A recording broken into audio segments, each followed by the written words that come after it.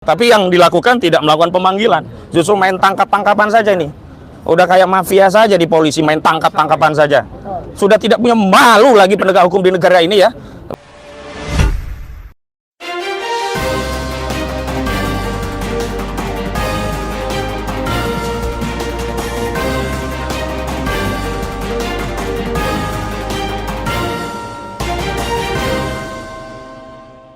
One Kawan TV1. Klarifikasi bahwa sebaiknya proses penangkapan didampingi oleh kami dari tim PH, sehingga kami bisa yakin dua hal. Pertama, pihak yang melakukan penangkapan adalah pihak yang berwenang, yang memiliki otoritas, yang memang diberikan wewenang oleh undang-undang. Dalam hal ini kami butuh kepastian bahwa yang menangkap itu benar penyidik Polda Metro Jaya, karena hari ini kami khawatir sekali dengan kondisi bangsa seperti apa yang dialami oleh Andri Yunus. Orang bisa saja mengaku polisi, tapi di tengah perjalanan ternyata bukan polisi. Kita kan khawatir sekali begitu. Yang kedua, kami juga butuh kepastian tentang alasan atau deskripsi alasan apa dalam surat penangkapan, sehingga perlu diambil upaya paksa, mengingat klien kami selama ini kooperatif. Bahkan kewajiban untuk melakukan wajib lapor selalu rutin dilaksanakan oleh klien kami, dan dalih apapun yang dianggap sebagai dasar untuk melakukan proses penangkapan menurut kami tidak terpenuhi, baik secara objektif maupun secara subjektif.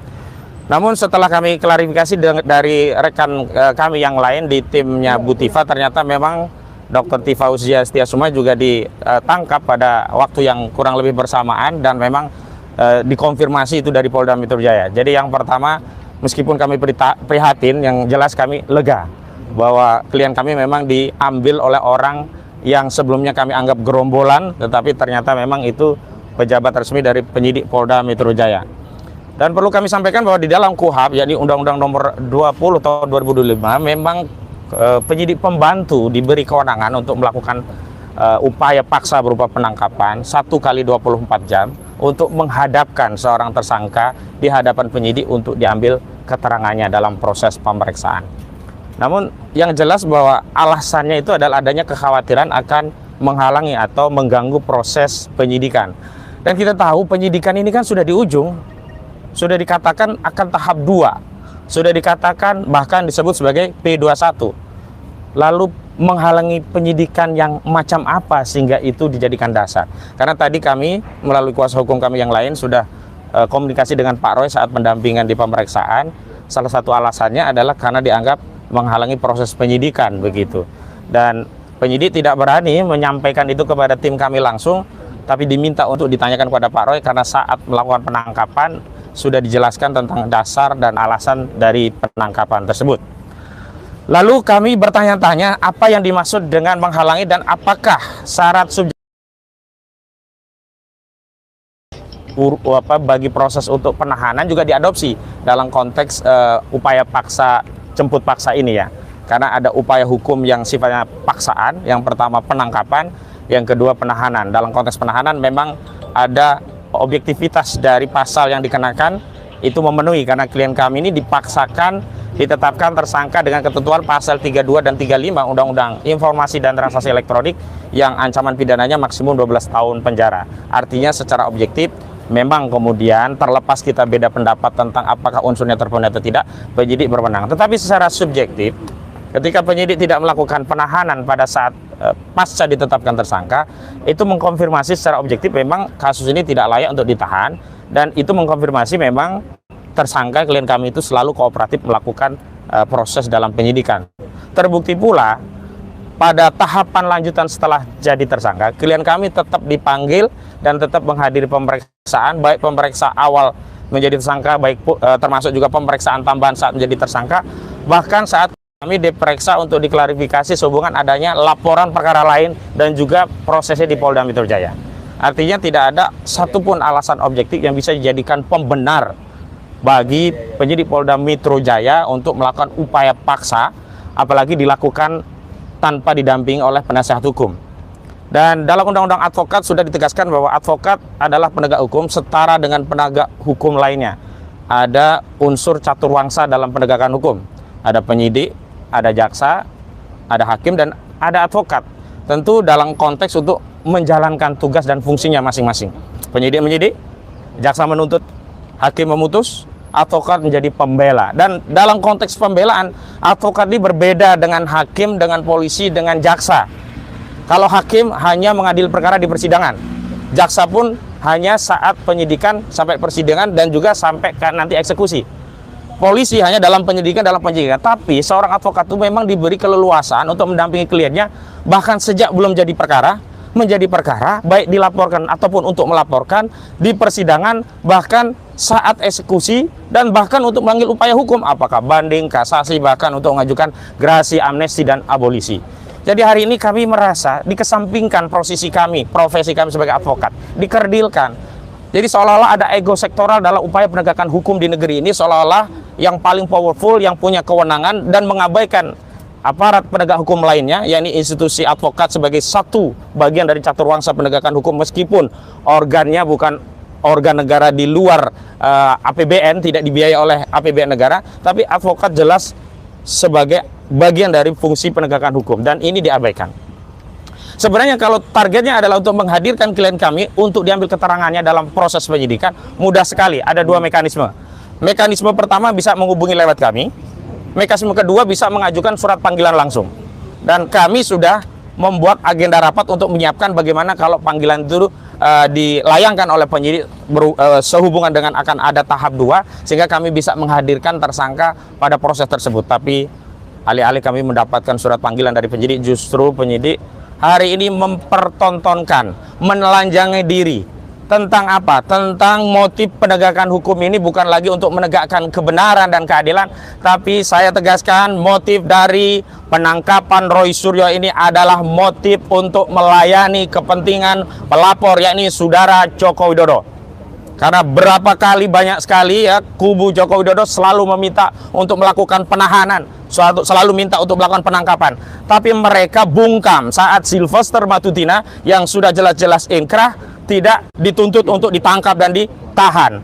Dan aparat penegak hukum di negeri ini pura-pura buta dan pura-pura tuli, tidak melihat ketidakadilan ini secara telanjang dipertontonkan kepada publik, manakala ada seseorang yang sudah inkrah, sudah pasti bersalah, sudah tidak ada upaya hukum, disandingkan dengan orang yang baru tersangka, yang masih punya hak presumption of innocence, hak praduga tidak bersalah, justru diperlakukan seperti seorang penjahat, sementara yang sudah inkrah tidak diperlakukan sebagaimana mestinya. Lalu kemana rakyat akan mencari keadilan kalau aparat penegak hukum justru mempertontonkan proses dan prosedur penegakan hukum gaya suka-suka penyidik? Saya bisa katakan ini gaya suka-suka penyidik. Kenapa? Ada upaya lain yang lebih soft, yang lebih humanis, yakni dengan melakukan pemanggilan tidak ditempuh, justru memamerkan kewenangannya. Saya ingatkan sekali lagi, penangkapan termasuk penahanan bukan hak penyidik, bukan kewajiban penyidik, tetapi wewenang yang diberikan oleh undang-undang bagi aparat penegak hukum sehubungan untuk menegakkan hukum untuk tujuan keadilan dan kebenaran. Artinya apa? Tidak ada kewajiban bagi penyidik untuk menahan atau menangkap, dan tidak bisa juga penyidik berdalih ini hak kami untuk menangkap. Tidak, yang benar adalah wewenang. Dan karena ini wewenang, penggunaan wewenang itu dibatasi oleh undang-undang. Tidak boleh menggunakan wewenang secara sewenang-wenang. Ini yang disebut sebagai abuse of power. Dan kami tegaskan penangkapan Roy Suryo Noto Diprojo ini adalah abuse of power karena ada mekanisme penggunaan wewenang atau power yang lain melalui upaya pemanggilan, tetapi itu tidak dilakukan oleh penyidik. Penyidik bypass, langsung melakukan upaya paksa dengan melakukan penangkapan.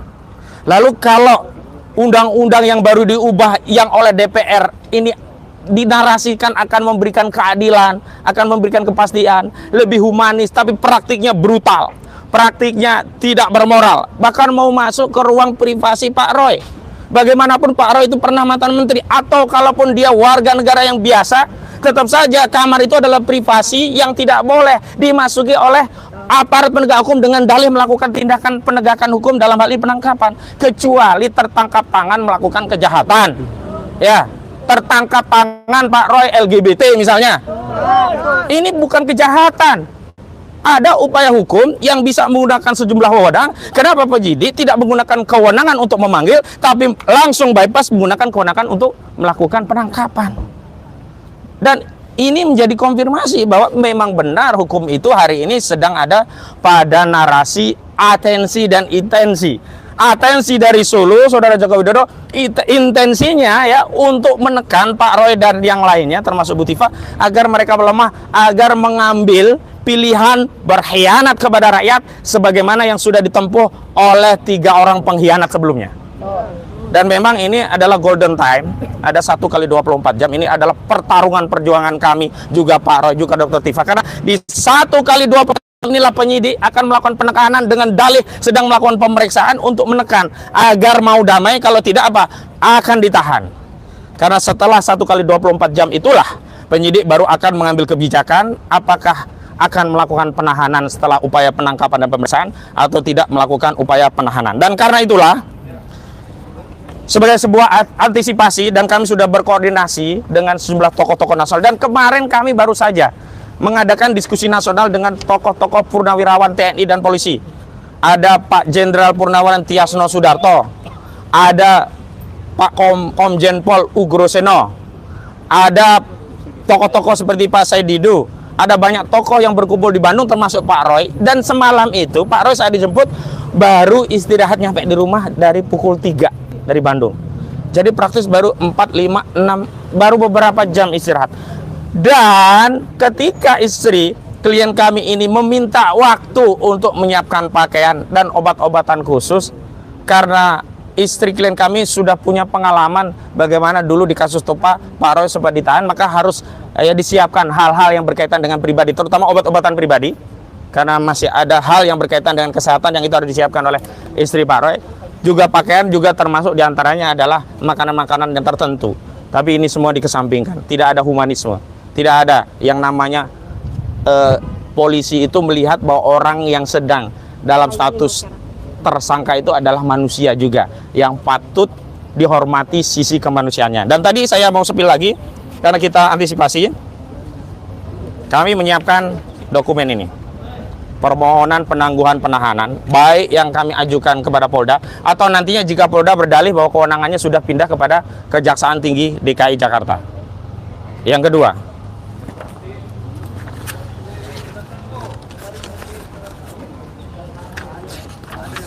kami telah menyiapkan jaminan penangguhan penahanan yang kami sudah edarkan kepada sejumlah tokoh, di antara yang sudah mengisi dan ada di atas materi adalah Pak Din Samsudin, tinggal kami ambil. Tetapi nanti sejumlah tokoh dan aktivis yang datang di sini semuanya sudah kami berikan informasi untuk bisa membersamai perjuangan ini dengan cara membubuhkan tanda tangan dan mengisi identitas untuk memberikan penangguhan, jaminan terhadap proses penangguhan. Tapi lagi-lagi ini hanya kami tempuh manakala nanti keputusan dari penyidik pada 1 kali 24 jam akan mengambil tindakan penahanan.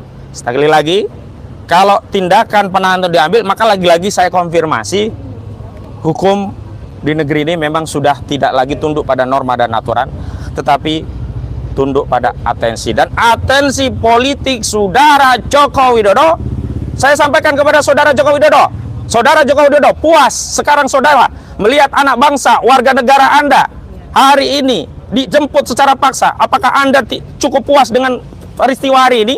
Atau Anda justru kurang puas, ingin Roy Suryo dan kawan-kawan ini ditahan semuanya? Wahai kubu Jokowi, termul-termul, puas kalian mendengar kabar penangkapan ini? Ini hukum yang kalian pamerkan sebagai penegakan keadilan. Lalu mereka berkata kalau tidak ditahan nanti katanya akan hadir di TV ini, TV itu. Hadir di TV itu hak konstitusional dan menghargai undangan televisi. Dan yang disampaikan itu adalah pendapat, bukan mengulangi perbuatan.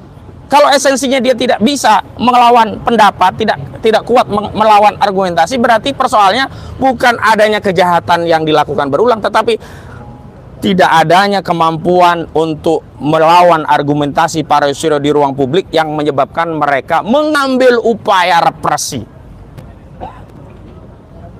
Jadi saya mau katakan nanti kalau kasus ini ditahan, saya sampaikan kepada seluruh rakyat, Saudara Joko Widodo keliling itu dengan membawa noktah. Karena apa? Kalau sampai ditahan berarti Saudara Joko Widodo itu adalah orang yang sedang mengkampanyekan sebuah partai yang dipimpin anaknya, saya sebut PSI, tapi pada saat yang bersamaan dia zalim kepada rakyatnya yang 10 tahun pernah dipimpinnya. Dan kepada pemimpin-pemimpin yang zalim seperti ini tidak ada satupun alasan untuk kita memberikan dukungan apalagi pembelaan. Jadi sekali lagi, karena Saudara Joko Widodo sudah sampai pada tahapan ini, Bismillahirrahmanirrahim, kami nyatakan perang terbuka secara hukum melawan saudara Joko Widodo. Allahu Akbar.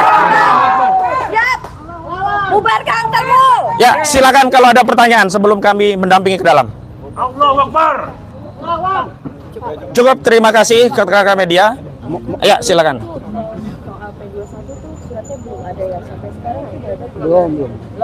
Ya, sampai hari ini memang belum ada pemberitahuan tentang berkas P21 dan itu yang berulang kali kami persoalkan. Dan kami husnuzonnya bahwa nanti ketika ada panggilan polisi itulah konfirmasi bahwa berkas P21 dipanggil lengkap diserahkan kepada jaksa. Tapi yang dilakukan tidak melakukan pemanggilan, justru main tangkap-tangkapan saja ini.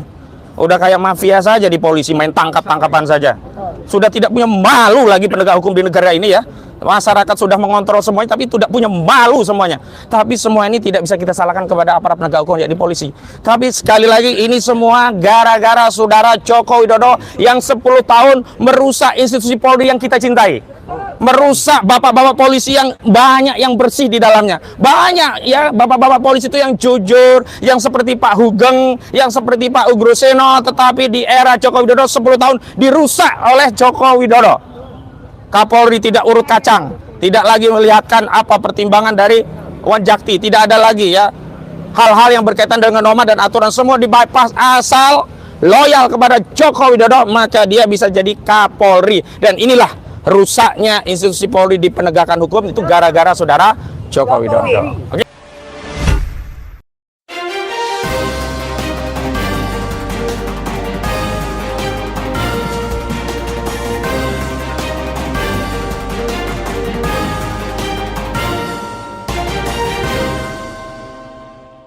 One Kawan TV 1